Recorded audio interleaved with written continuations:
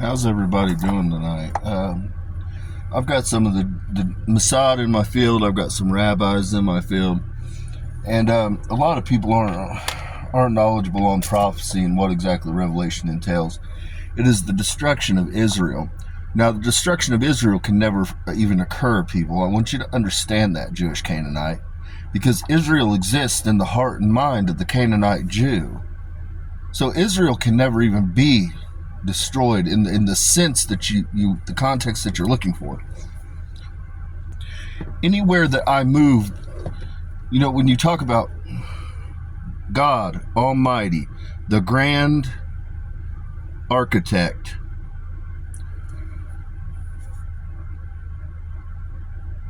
the Jewish Canaanite hold a special place in the house of David's heart and in God Almighty's heart, because you're the only people that held on to the promises and you kept the faith and tradition alive.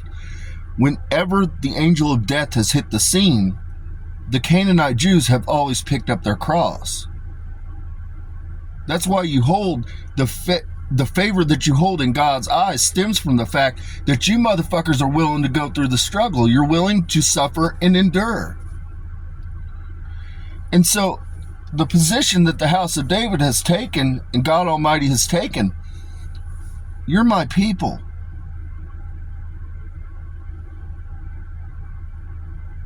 You're my people. I walked as Cain, King Solomon, David, Moses, Noah, Isaiah, Job, Christ. You're my fucking people. I don't want to fucking... You know what I'm saying? I don't want to destroy Israel and kill all the fucking Jewish people. What the fuck? You're my people. Now, you're a pain in the ass. I'll give you that. The Jewish Canaanite's a pain in the ass. That's why you fuckers got to get moved periodically.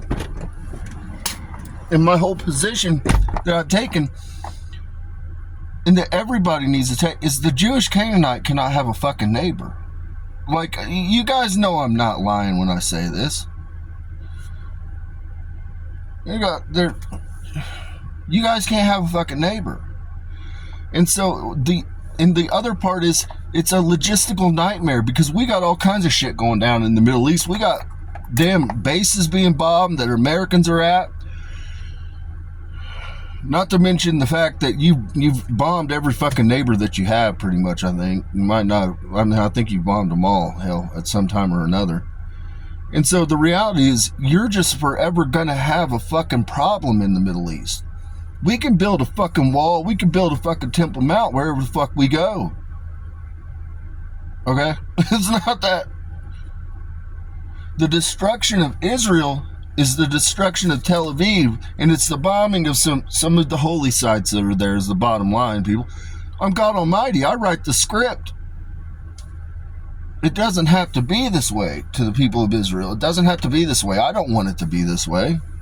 But you can't come against the Messiah. You cannot come against God Almighty and not expect that Israel, the state, the S-corp that is Israel, is not going to get fucking wiped off the map. It will. It will. If you come against the Messiah, you come against God Almighty, that is what will come to pass. Ultimately, I want you guys, Israel, you guys need to be closer to the United States. It's a logistical nightmare. Right now, I think it's the USS Lincoln. We got goddamn people on our ships committing suicide. They're jumping off of our aircraft carrier because of unclean, unsanitary conditions.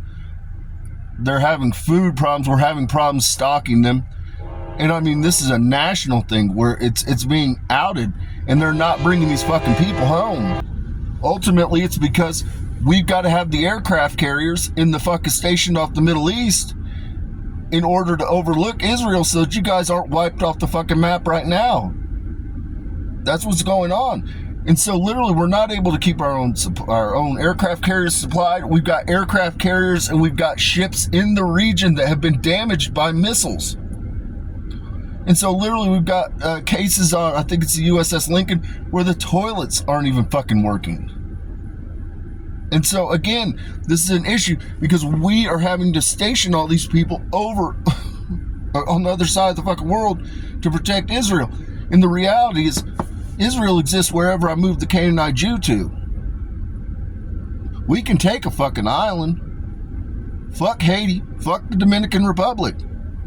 That's what the fuck God thinks. That's what King David thinks about those. Those nations will never be lifted from curse. As long as I'm in charge, those nations will never be lifted from curse. That's real beef. Those places are going to be fucked up forever.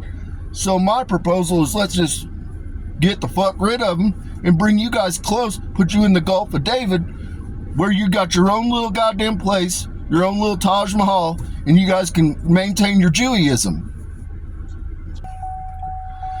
Now, I've had Mossad people come into my field. I've had the CIA, I've had DARPA, different people come into my field, and people, they can do shit that you can't fathom. I'm just here to let you know. They have electrical equipment that they can attach through the ether to people, okay? And they came through and they were reading my dark matter, all right? And anyhow, the Jews have asked me about the Ark of the Covenant. The Ark of the Covenant was transferred. It was 2,332 years ago. It was at the crucifixion at that period.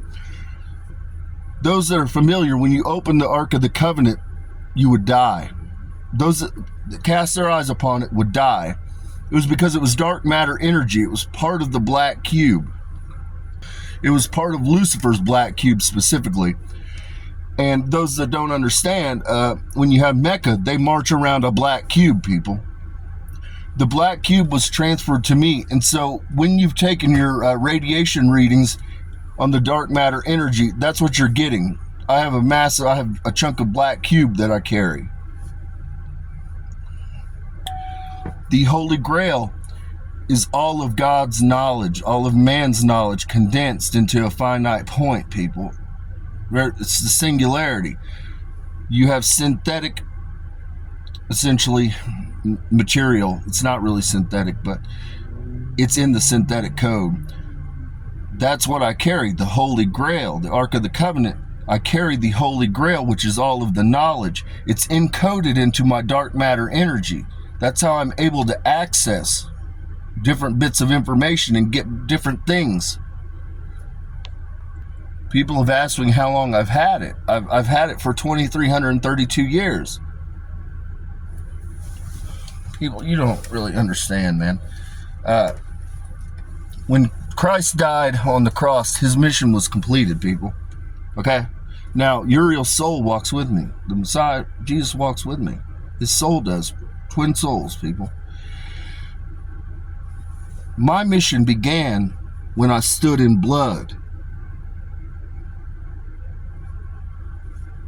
I've been here ever since. I've not taken a cycle off. Like, I'm always fucking here. I'm the projection, people. If I go... Now, things had to line up. In order to make prophecy come to pass, you had to have the Trinity come to pass, people. But I've always existed here as Source One projection. I'm powering all of this with the dark matter energy. I now carry... Lucifer and I each came down here with a chunk of the black cube, right? And take your hands up, people. And you'll feel it. That's how I can affect your field, people, because all of you have demons in you, daemons, people. It's what holds your projection together. Your biological projection is held together by synthetic code, people. The biological cannot exist without synthetic. So you're being held together by demons. Your soul is printed. It's a demon, people. And so again, because it requires dark matter energy, everybody has dark matter energy. There's a very small piece of dark matter in everybody. That's what powers the portal, your heart. Gives everything your energy. And so the whole point here is that's how I can manipulate your field, because again, you're all connected to a piece of me. The angel of death, or Lucifer. I carry Lucifer's dark matter too now.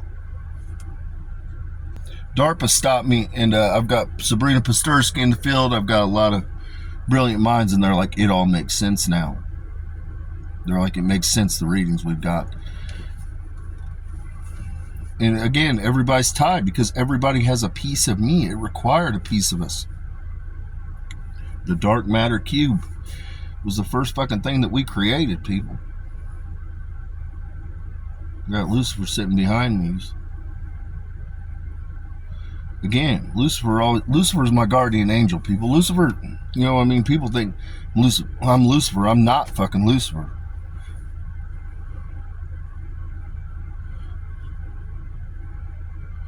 So who the fuck I am? That's Lucifer. You have 4 horsemen. Well, you have 5 siblings, sorry, I misspoke. 5 siblings. We once had a finger up here, people. That finger was broken and placed into another position. That is Lucifer. 4, 1. God Almighty.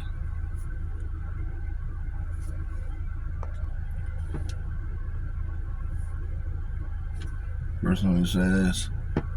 First, let's say,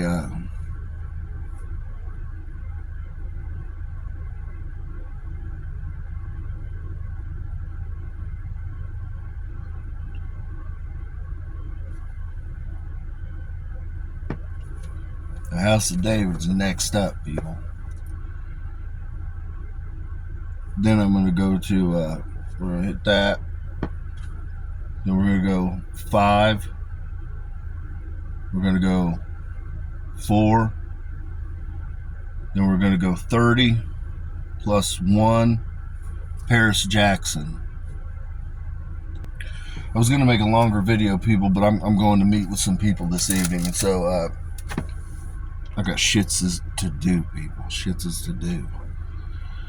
So what we're going to do here, people, is I want to show to you.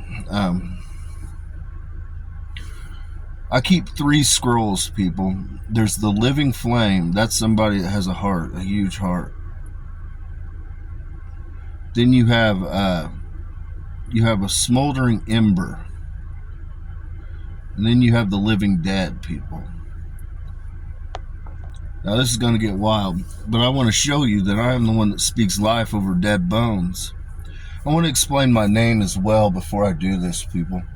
A lot of people don't understand. My name is John Michael Cole II, okay? The Apostle John never existed. The Apostle John's writings, you know, John from the Bible and Revelation, they say John wrote, were written by Aurelian, Mary Magdalene. Mary Magdalene penned she penned 1/4 of all of the Bible's books, people.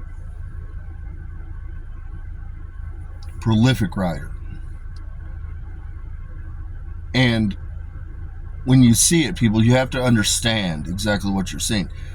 We use names to code ourselves so that we can find each other. John was commanded to not know death. It was actually Mary Magdalene, but in the Bible it tells you John was commanded to not know death. He is the only disciple that was never martyred. Michael, they took Aurelian's name, the angel of death, out of the Bible, and they replaced it with Archangel Saint Michael. Cole, I'm the seraphim of fire. I'm telling you that I can take a smoldering ember, I can take a dead coal and ignite it. And then I'm the second coming. It's been in the face. And then when you do my gematria, 777 Hebrew, 7-fold angel, John Michael Cole. So what we're going to do, people, is we're going to take, and you're going to just speak it out with me. You're going to do this and say, give me the heart. Give me a smoldering heart. And your hand's going to close, people. Now what we're going to do is we're going to take and put that coal in here. Okay, we put it in our hand. And then I'm going to put it into the furnace. Because I told you, hell dwells within me. We're going to put it into the furnace. And now before we start, you're going to notice, people, that, just move your hands around a little bit. You're going to notice that initially your fingertips, you're not going to feel anything in there. There's going to be nothing. And then all of a sudden you're going to begin to feel heartbeat. in your fingertips. And it's simple. Just bow your head. Our Father, who art in heaven, hallowed be thy name. Thy kingdom come, thy will be done, on earth as it is in heaven. Give us this day our daily bread. Forgive us our trespasses, as we forgive those that trespass against us. Lead us not into temptation, but deliver us from evil. For thine is the kingdom, the power, and the glory, forever and ever. And then you're going to take that. Now you've got a fire. Now,